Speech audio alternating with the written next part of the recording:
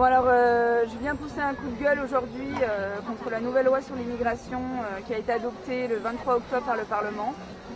Donc M. Sarkozy va dans la continuité des 3 lois qu'il a déjà fait adopter depuis qu'il est ministre en 2002 et donc vise à réduire pratiquement à néant l'immigration familiale pour favoriser des secteurs d'emploi en France qui manquent de main-d'œuvre française. Et donc, par exemple, comme disposition qui ont été mises en place par cette loi, donc qui va rentrer en vigueur bientôt,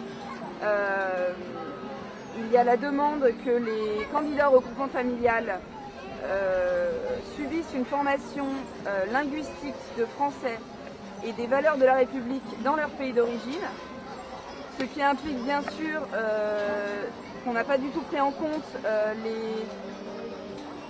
les temps de parcours entre l'endroit où habitent les personnes et les lieux de formation.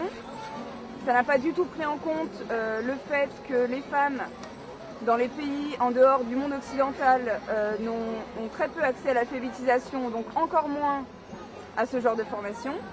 Et on n'a bien sûr pas pris en compte tous les pays qui n'ont pas eu la chance de faire partie de l'Empire France-Afrique et qui vont donc avoir beaucoup plus de mal à acquérir le français et les principes de la République. Maintenant, les candidats au regroupement familial, enfin les demandeurs pour faire venir leur famille en France devront remplir des conditions de ressources pour faire venir leur famille en France, qui dépendra du nombre d'enfants qu'ils ont.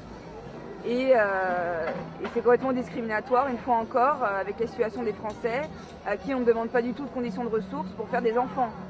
Ensuite, il y a quand même l'amendement sur les tests ADN qui prouve bien qu'il y a une volonté de mettre en place un traitement systématisé et informatique des données relatives à la vie des étrangers.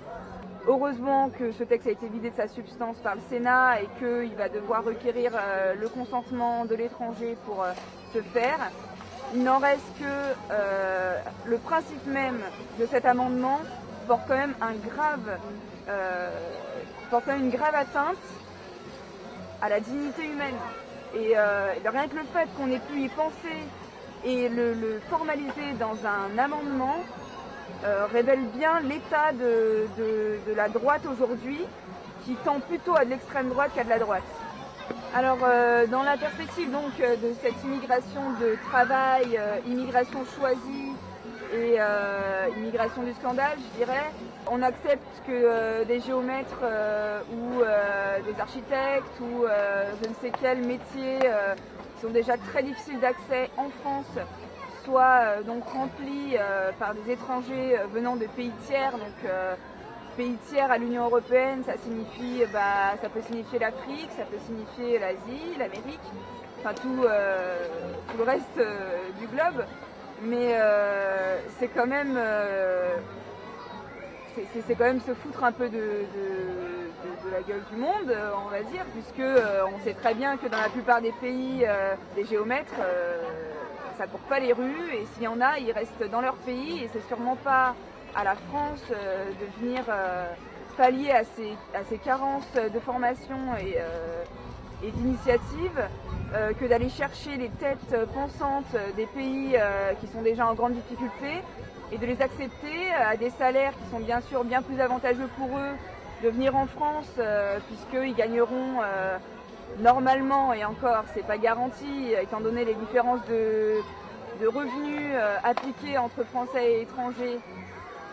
Ils viendront donc en France pour gagner mieux leur vie que ce qu'ils gagneraient dans leur pays, et donc on enlève à des pays qui en ont vraiment besoin des compétences et des talents qu'on ne devrait même pas, être pensable. Et ça prouve bien qu'on ne pense l'étranger qu'en termes d'utilité économique, et dans le même temps on réduit sa possibilité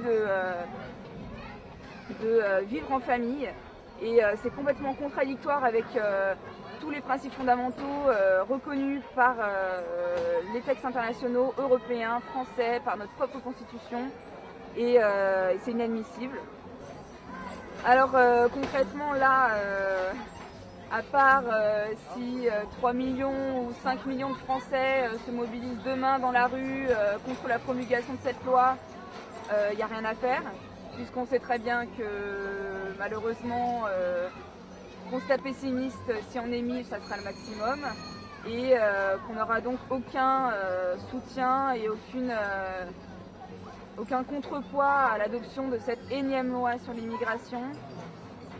Alors la seule solution après, une fois qu'elle sera promulguée, c'est de continuer les soutiens collectifs, les soutiens individuels au maximum pour que les gens pour qu'on fasse respecter le droit à une vie privée et familiale qui est quand même garantie par la Convention européenne des droits de l'homme, convention qui est très souvent invoquée devant les juridictions nationales depuis quelques années et qui permet, grâce aux juges, de le faire respecter un minimum.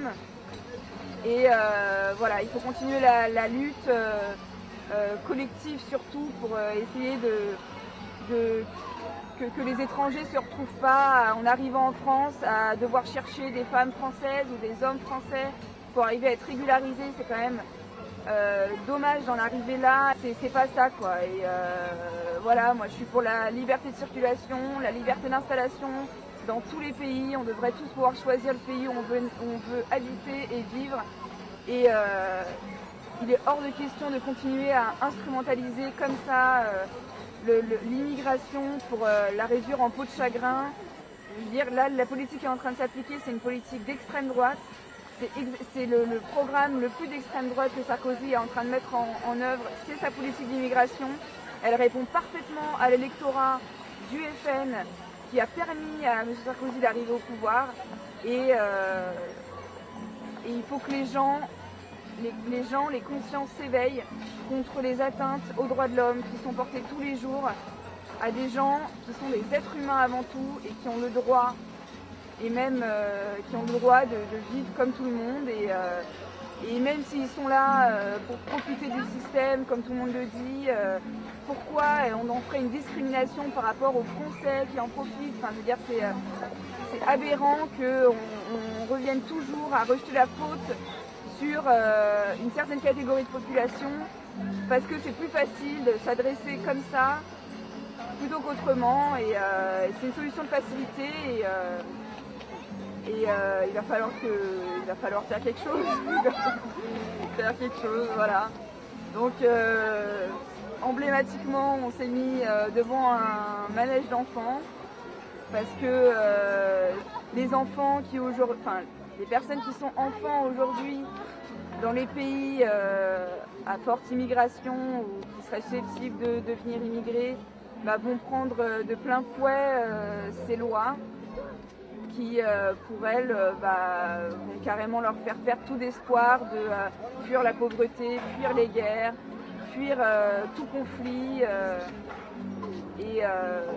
Et pour ces enfants-là, j'espère que les Français un jour arriveront à remettre un peu de dignité dans la loi et dans les pratiques surtout, parce que s'il n'y avait que la loi,